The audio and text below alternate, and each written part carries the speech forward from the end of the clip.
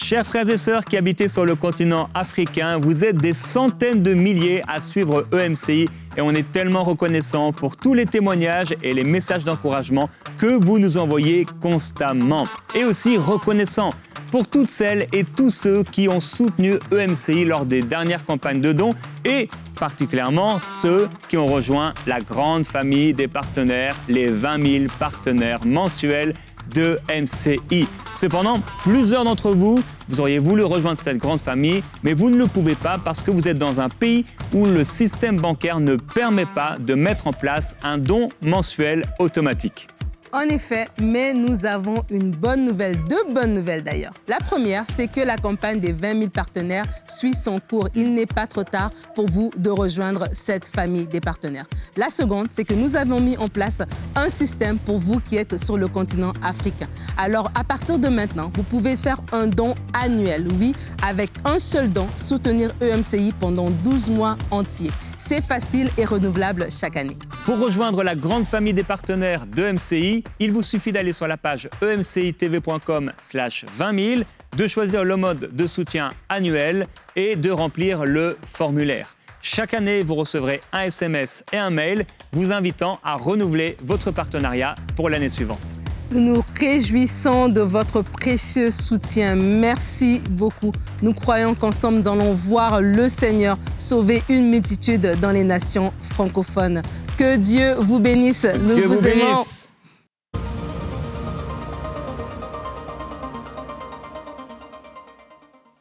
Bonjour, prends courage, lève-toi, il t'appelle, était la parole des disciples et de la foule donnée à Bartimée qui était là et qui voulait recevoir la guérison de ses yeux. Lève-toi, il t'appelle. C'est cette parole sur laquelle je veux me baser aujourd'hui pendant cette semaine pour nous encourager en nous disant que Dieu nous appelle, il y a beaucoup d'appelés, peu d'élus. Et lorsque Dieu nous appelle, eh bien, c'est un peu comme un aveugle qui va voir pour la première fois. Tout à coup, il y avait des choses qu'il entendait, qu'il pouvait percevoir, mais c'était confus, c'était flou et tout à coup, les yeux s'ouvrent et il voit. Lorsque nous sommes appelés par le Seigneur, c'est comme si tout à coup, nous voyions. Il y avait un mystère, il y avait quelque chose peut-être qu'on pouvait percevoir, mais on se retrouve devant le buisson ardent et on ne peut pas dire autre chose que nous sommes appelés. C'est tellement clair, c'est tellement réel, c'est tellement fort que nous savons que c'est Dieu qui nous a appelés. Alors nous sommes en train de voir ensemble rapidement des survols de l'appel de plusieurs hommes. On pourrait passer beaucoup plus de temps bien sûr sur chaque appel. Et on a vu donc plusieurs déjà personnes qui ont été appelées par le Seigneur avec des choses qui sont similaires, d'autres qui le sont moins. Tous les trois qu'on a vus, Abraham, Jonas, on avait vu également, après Abraham et Jonas, on a parlé de Moïse, Josué. Donc, ces hommes sont appelés par Dieu pour accomplir une mission importante. Ils doivent chacun avoir une grande foi, une grande confiance en Dieu pour accomplir leur mission et obéir au Seigneur. Et ils vont jouer également le rôle de médiateur entre les hommes et avec son peuple, donc, et avec Dieu. Mais il y a des différences dans leurs histoires. On est appelés, mais on n'aura pas tous la même histoire. On n'aura pas tous la même vie, on n'aura pas tous le même fonctionnement, on n'aura pas tous les mêmes fruits, on n'aura pas tous les mêmes particularités, même dans le message que Dieu nous appellera à prêcher. La mission d'Abraham était tellement différente que celle de Jonas. Abraham devait fonder une nation. Jonas, dans une mission particulière, ce n'était pas la mission de sa vie, mais ici, dans une mission particulière, c'était de prêcher la repentance à une ville pécheresse, la ville de Ninive. La mission de Moïse, de libérer son peuple de l'esclavage. La mission de Josué, de faire entrer son peuple dans le pays promis Canaan et de pouvoir conquérir tous ces endroits qui sont là avec les nations, conquérir contre les nations qui s'y étaient installées. Donc, il y a des similitudes, mais il y a aussi des différences lorsque nous sommes appelés par le Seigneur. Aujourd'hui, on va parler de ces deux hommes, Jérémie et Gédéon. On peut lire ensemble directement dans le livre de Jérémie. Je vous avais rappelé hier et avant-hier cette parole du Seigneur Jésus-Christ dans l'évangile de Marc où il va appeler ceux qu'il a voulu, ceux qu'il voulait. Et ils vont aller à lui en parlant de cet appel. Ici dans Jérémie chapitre 1 et au verset 1, on peut le lire ensemble. D'ailleurs, beaucoup d'appels commencent par le chapitre 1. C'est comme si quelque part notre vie commençait au moment où Dieu nous appelle. En tout cas pour le serviteur de Dieu, c'est sûr qu'il y a un avant et il y a un après. L'appel de Dieu est particulièrement l'introduction et l'entrée dans cet appel. Alors Jérémie, on peut le lire ensemble, chapitre 1. Parole de Jérémie, fils de Hilkiyahu, l'un des sacrificateurs d'Ananoth dans le pays de Benjamin. La parole de l'Éternel me fut adressée en ces mots, et ça commence toujours comme cela. La parole de l'Éternel me fut adressée en ces mots. Rappelez-vous Samuel, Samuel, Samuel, alors que Dieu l'appelle. Avant que je ne te forme dans le ventre de ta mère, je te connaissais. Et avant que tu ne sortes de son sein, je t'avais consacré. Je t'avais établi prophète pour les nations. Je répondis, un peu comme Moïse, « Ah Seigneur éternel, je ne sais pas parler, car je suis un jeune garçon. » Certains pensent qu'il avait 13 ans. Et l'Éternel me dit, « Ne dis pas, je suis un jeune garçon, car tu iras vers tous ceux contre qui je t'enverrai, auxquelles paroles, et tu déclareras tout ce que je t'ordonnerai.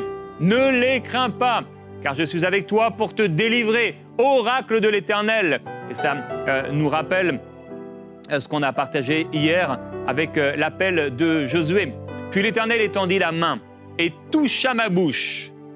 Et l'Éternel me dit, « Voici que je mets mes paroles dans ta bouche. Regarde, je t'établis aujourd'hui sur les nations et contre les royaumes, pour que tu arraches et que tu abattes, pour que tu fasses périr et que tu détruises, pour que tu bâtisses et que tu plantes. » Quel appel! Alors c'est certain que tous ceux qui sont appelés à la prédication de la parole sont particulièrement touchés par cet appel de Jérémie le prophète. Et encore hier, après l'église, on discutait avec quelques frères et un frère me partageait comment Jérémie était son livre, son prophète préféré. Et certainement, c'est aussi l'un des prophètes que j'aime particulièrement, pas parce qu'il porte mon nom, dans l'Ancien Testament, mais parce que sa mission, sa vie, si forte, le prix qu'il a payé, le message qu'il a adressé. J'en parle beaucoup de cet appel et du message qu'il a adressé au peuple, donc dans le livre « L'amour injuste » que le Seigneur m'a appelé à écrire. Donc, on est appelé, mais avec des appels particuliers. Dieu va appeler donc Jérémie à être prophète aux nations de Juda et d'Israël. Il va l'avertir concernant la destruction de Juda, mais il va lui aussi lui donner des messages d'espoir et de restauration, puisqu'il va avertir le peuple de Juda des péchés, de leurs péchés, des conséquences de leurs péchés et de tout ce qui va s'en suivre donc avec, après, plus tard, la destruction de Jérusalem. Jérémie, c'est le prophète au grand cœur. Au sein de sa détresse, il va souvent verser des larmes pour son peuple. À un moment, il écrira dans le livre des Lamentations qu'il y a des torrents d'eau qui coulent de ses yeux à cause du désastre de la fille de son peuple. Quelle compassion! Quelle compassion! On peut voir vraiment en Jérémie un homme de compassion, un homme qui va, par amour pour Dieu, vraiment payer le prix, un prix difficile. J'ai rapidement parlé hier de ces hommes, de ces personnes qui nous montrent une facette d'un ministère, mais un ministère humain. Plusieurs personnes sont, et je vais le dire, un peu des rigolos. Donc, malheureusement, des hommes qui utilisent le nom de Dieu pour leur plaisir personnel, pour leur richesse personnelle. Et ils sont loin vraiment du cœur de Dieu qu'on peut retrouver dans la parole. Et je veux t'encourager, mon ami, toi qui es appelé par le Seigneur, à toujours garder cette humilité, cette confiance en Dieu. Aujourd'hui, je veux parler de cette confiance en Dieu. Le prophète Jérémie a dû avoir une confiance que ce que Dieu avait dit, il allait le faire. Alors c'est sûr que la foi et la confiance sont liées l'une à l'autre. Il dit, avant que je te forme dans le ventre de ta mère, je te connaissais. Je t'avais consacré, établi prophète pour les nations, mais il se retrouve avec le même problème, un peu le même problème. Peut-être pas exactement pareil, Moïse, c'était certainement un bégaiement, une difficulté vraiment à parler. Lui, Jérémie, peut-être simplement une faiblesse due à son jeune âge. Il ne sait pas parler. Il ne sait pas parler. Et quand Dieu touche ta bouche, il la remplit. Il la remplit. Lorsque, le 9 février 2011, le jour de mon anniversaire, l'onction du Seigneur est descendue sur moi, l'onction du ministère d'enseignant. Il y a eu un avant, il y a eu un après. Tout à coup, c'était des flots de révélations, des flots d'enseignement qui venaient sans réflexion humaine, sans étude même, inspirés par l'Esprit. Des pages, dizaines de pages, et des centaines de pages, et même milliers de pages. Écrites comme cela, sous l'inspiration de l'Esprit, parce que Dieu avait touché ma bouche. Quand on voit le prophète Jérémie, on peut voir que sa vie n'est pas exactement celle que plusieurs essaient de nous faire croire ou nous montrent de ce qu'est le ministère. Je le dis et je le répète parce que c'est, je pense, un grand fléau de cette génération. Ce que plusieurs hommes de Dieu montrent sur les réseaux sociaux comme étant la réussite et le succès, comme si c'était ça, servir Dieu. On s'est tellement écarté du message originel, de l'Évangile, de la parole de Dieu. Voyez le prophète Jérémie dans ses souffrances, dans ses tribulations, dans ses lamentations au point d'avoir un livre, Lamentations de Jérémie. Dans Jérémie au chapitre 20, avec Dieu, il va discuter avec le Seigneur. Il dit « Mais tu m'as séduit, Éternel, et je me suis laissé séduire. Tu m'as saisi et tu as vaincu. Et je suis chaque jour en dérision. Tout le monde se moque de moi. Car toutes les fois que je parle, il faut que je crie, que je proclame violence et dévastation. Et la parole de l'Éternel est pour moi un sujet de déshonneur et de risée toute la journée. » Et il dit « Si je dis, je ne ferai plus mention de lui. Je ne parlerai plus en son nom. Il y a dans mon cœur comme un feu brûlant, retenu dans mes os. Je me fatigue à le contenir, mais je ne le peux pas. Tu ne peux pas ne pas servir Dieu quand Dieu t'appelle, et ce ne sera pas sans tribulation et sans difficulté. Fais attention à tes modèles. Fais attention à tes modèles. Il y aura des temps difficiles. Il y aura des tribulations. Il y aura des souffrances dans tes émotions. Il y aura des souffrances dans ton âme. Ésaïe 53 nous dit que c'est par les tourments de son âme que Jésus rassasiera ses regards.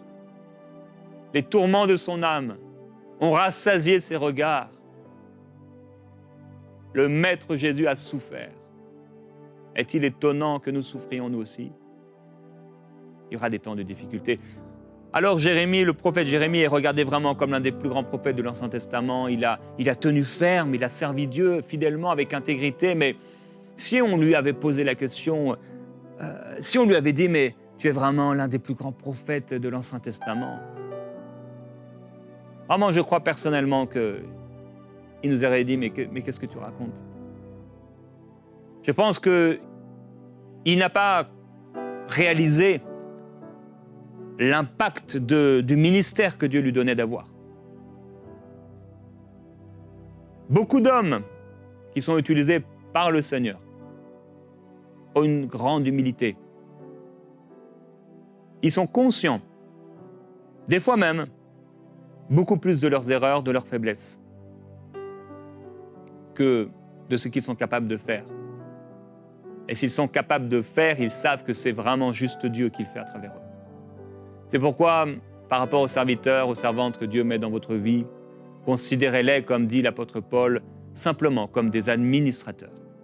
Honorez-les, faites-leur du bien, donnez à ceux qui vous enseignent, comme dit la parole, mais ne les idolâtrez pas.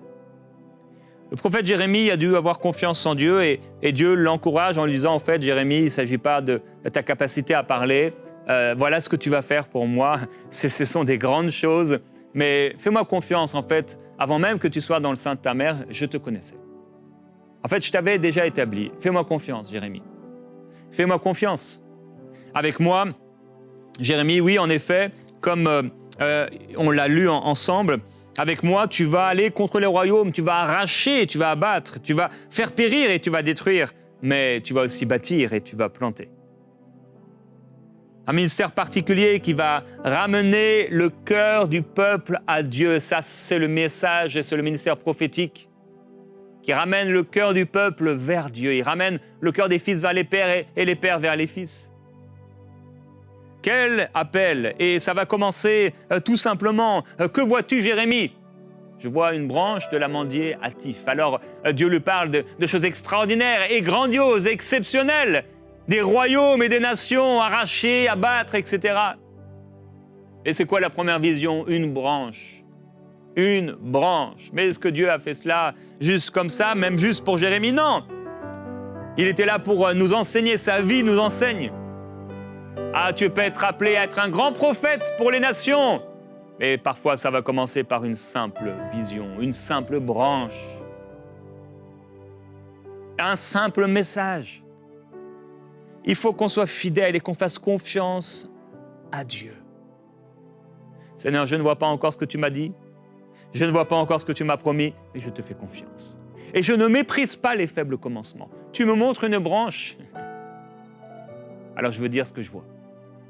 Je ne veux pas commencer à dire « Oh, je vois des multitudes de forêts et d'arbres ». Je vois une branche, la confiance en Dieu. Tu n'as pas besoin d'ajouter à ce que Dieu a dit.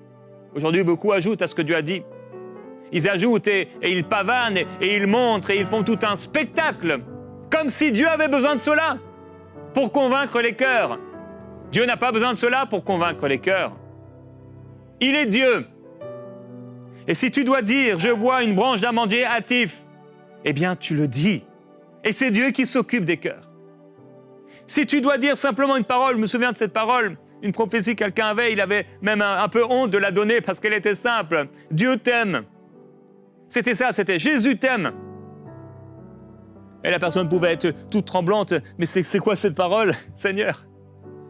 Et ayant donné cette parole, le cœur touché de la personne pour qui cette parole s'adressait, parce qu'avec la parole, c'est l'onction, la présence et la puissance de Dieu qui se manifeste. Aie confiance. Aie confiance que Dieu est derrière sa parole pour l'accomplir. Aie confiance. Jérémie, la vie de Jérémie, tant de souffrances, tant d'épreuves. Mais la parole de Dieu nous dira qu'ils ont été pour nous et ils sont pour nous des modèles de patience et de persévérance. Hébreux 11 nous parlera de ces hommes comme étant des modèles pour notre vie, de patience, de persévérance. Hébreux 11, pardon. Alors donc, ce sont des modèles pour nous. Ils furent lapidés, mis à l'épreuve, sciés, tués par l'épée, ils allèrent ça et là, vêtus de peau de brebis, de peau de chèvre, dénués de tout, opprimés, maltraités. Eux, de l'aumône, n'étaient pas dignes. Errant dans les déserts, les montagnes, les cavernes et les antres de la terre. Et quand je passe par des temps difficiles, parce que j'y passe, et j'oublie souvent ces personnes, je devrais regarder plus à ces personnes. Je devrais me souvenir que je ne suis pas le seul, mais ils ont été beaucoup à passer par là. Ils ont été beaucoup, ils sont des modèles, des exemples pour nous. Et le plus grand des exemples, Jésus-Christ, qui a souffert pour nous. Courage et confiance. Le Seigneur le fera. Et le Seigneur l'a fait, même si il y a eu tant d'années. Je crois qu'à un moment, Jérémie dira, mais cela fait maintenant 23 ans, je crois, que je vous parle, que je m'adresse à vous. Et il a fait face au peuple de Dieu. Il a fait face au troupeau de Dieu. Et il a annoncé encore et encore la parole de l'Éternel, avec confiance, avec obéissance, avec foi, encore et encore. Répéter les mêmes paroles, déclarer encore, prophétiser encore, dire encore et encore et encore, à travers les pages qui passent, à travers les années, à travers les mois qui passent, continuer de dire, continuer d'annoncer, continuer de proclamer. Et son livre est long comme sa vie est longue, et il a répété inlassablement, avec confiance, la parole de l'Éternel. Et après Jérémie, il y a aussi Gédéon. Bon, lui est venu avant lui, mais Dans cette émission, je vais parler de lui dans Juges, chapitre 6, ce Gédéon. Et je veux lire avant qu'on affiche le passage. Au verset 6, il est écrit « Israël était très appauvri par Madian et les Israélites crièrent à l'Éternel. » Lorsque les Israélites crièrent à l'Éternel au sujet de Madian, ça nous rappelle bien sûr les Israélites en Égypte, l'Éternel leur envoya un prophète. Et il leur dit « Ainsi parle l'Éternel, le Dieu d'Israël, je vous ai fait monter d'Égypte et je vous ai fait sortir de la maison de servitude. Je vous ai délivré de la main des Égyptiens, de la main de tous vos oppresseurs. Je les ai chassés devant vous et je vous ai donné leur pays. » Et il dira « Mais vous n'avez pas écouté ma voix. » Et là, on peut afficher le passage qu'on va lire ensemble dans Juges au chapitre 6, à partir du verset 11. « Puis vint l'ange de l'Éternel. Et il s'assit sous le térébinthe d'Ophra qui appartenait à Joas, du clan d'Abiézer. Gédéon, son fils, battait du froment au pressoir pour le mettre à l'abri de Madian. L'ange de l'Éternel lui apparut et lui dit « L'Éternel est avec toi, vaillant héros !» C'est étonnant comment le Seigneur nous regarde et comment il nous voit. Gédéon lui dit « Ah, mon Seigneur, si l'Éternel était avec nous, pourquoi tout cela nous est-il arrivé ? Et où sont tous ces prodiges que nos pères nous racontent quand ils disent « L'Éternel ne nous a-t-il pas fait monter hors d'Égypte ?» Et c'est ce que le prophète avait prophétisé.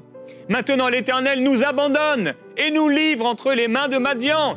L'Éternel se tourna vers lui et dit « Va avec cette force que tu as et tu sauveras Israël de la main de Madian. N'est-ce pas moi qui t'envoie ?» Il lui répondit « Ah, mon Seigneur, avec quoi sauverai-je Israël ? Voici que ma parenté est la plus pauvre en Manassé, et je suis le plus petit dans la maison de mon père. » L'Éternel lui dit « Mais je serai avec toi, et tu battras Madian comme un seul homme. » Oh, c'est étonnant les similitudes. Moïse, la bouche embarrassée, Jérémie qui ne sait pas parler, Gédéon qui se voit comme le plus petit et qui pense ne rien avoir, en train de cacher un peu de nourriture pour que l'ennemi ne le prenne pas. Quand Dieu nous appelle, on doit lui faire confiance. Mais regardez, on a même l'impression qu'il y a vraiment une incrédulité qui est née dans le cœur de Gédéon. Comme s'il ne croit plus, il ne pense pas, on a l'impression qu'il remet en doute et en question la parole que Dieu a donnée à travers le prophète. Si vraiment Dieu était avec nous, si ce que tu me dis c'est vraiment vrai, oh mais Dieu nous appelle avec nos faiblesses, avec notre peu de foi, avec notre petite foi. Mais il nous dit non, fais-moi confiance. Et Dieu a appelé Gédéon à sauver Israël des Madianites. Et il a donné à Gédéon des signes de sa puissance. Il va lui ordonner de détruire les autels de Baal et il va conduire Israël à la victoire sur les Madianites et libérer le peuple de l'oppression. Quel impact encore, Gédéon, une figure inspirante et un récit de foi, d'humilité, de courage, de confiance. Gédéon. J'aimerais aujourd'hui m'adresser à Gédéon. Gédéon, tu te vois dans tes faiblesses, tu te vois dans tes incapacités, tu te vois et tu penses ne pas être capable, tu penses n'avoir rien. Rappelez-vous, le Seigneur dit, mais qu'as-tu dans ta main ? Un bâton, un simple bâton. Dieu prendra ton bâton, Dieu prendra les choses insignifiantes, Dieu prendra les choses qu'on méprise pour confondre les fortes et les puissantes. Dieu prendra ces petites choses, nos petites vies, pour se glorifier. Il ne s'agit pas de nous. Merci à Dieu pour les grands hommes, qu'on appelle les grands hommes de Dieu, de cette génération ou des générations passées. Mais ce que nous trouvons glorieux, éblouissant dans leur vie, c'est simplement ce que Dieu a fait et accompli à travers eux. C'est Dieu qui l'a fait. Ils ont eu confiance en Dieu. Aujourd'hui, Seigneur Jésus-Christ, tu nous rappelles comment on doit avoir confiance en toi. Tu avais préparé le chemin. C'est toi qui nous as choisis. C'est toi qui nous as appelés. Et même dans les pires situations. Un homme parmi les hommes. Gédéon parmi les hommes. Gédéon avec les mêmes activités en train de faire les mêmes choses que son peuple, caché, mettre en réserve, mettre de côté. Tu l'appelles à devenir un vaillant héros. Tu vois en lui comme tu voyais en Pierre, celui que Pierre n'était pas encore, mais celui qu'il allait devenir, par ta grâce et par ton esprit. Père, je veux prier pour Gédéon aujourd'hui. Tu vois sa vie, comment il se sent petit, comment elle se sent incapable. Les jours passent, le temps passe, elle vit la réalité des choses qu'on doit faire, les obligations familiales ou les obligations de cette vie. Tu travailles, mais tu l'appelles. Tu l'appelles vaillant héros. Et s'il est un vaillant héros, c'est simplement parce que tu es là. Si elle est l'Esther de demain, c'est simplement parce que tu seras là. Nous voulons, Seigneur, te faire confiance. J'ai confiance en toi. Mon âme, pourquoi t'as battu et gémis-tu au-dedans de moi? Espère en Dieu, car il agira. Je te fais confiance, Seigneur, même si je vis les mêmes difficultés, même si je passe par le même chemin. Je veux continuer de te faire confiance. Je veux continuer de regarder à toi. Je veux tourner mes regards vers toi, Seigneur Jésus. C'est toi ma lumière. C'est toi et c'est de toi que me vient le secours. Le secours me vient de l'Éternel, qui a fait les cieux et la terre. J'ai confiance en toi, Seigneur. Je refuse l'incrédulité. Je rejette le doute sous toutes ses formes. Je crois en toi. J'ai confiance en toi. Tu agiras. Tu le feras. Tu n'es pas un homme pour mentir, ni un fils d'homme pour te repentir. Ce que tu as dit, tu l'accompliras, tu le feras. J'ai confiance en toi. Ce que tu m'as montré, j'y entrerai. Ce que tu m'as dit, je le ferai. Tu utiliseras encore Gédéon pour aller. Gédéon pour être un leader. Lui qui pense être le plus petit parmi les plus petits. Tu le fais grand.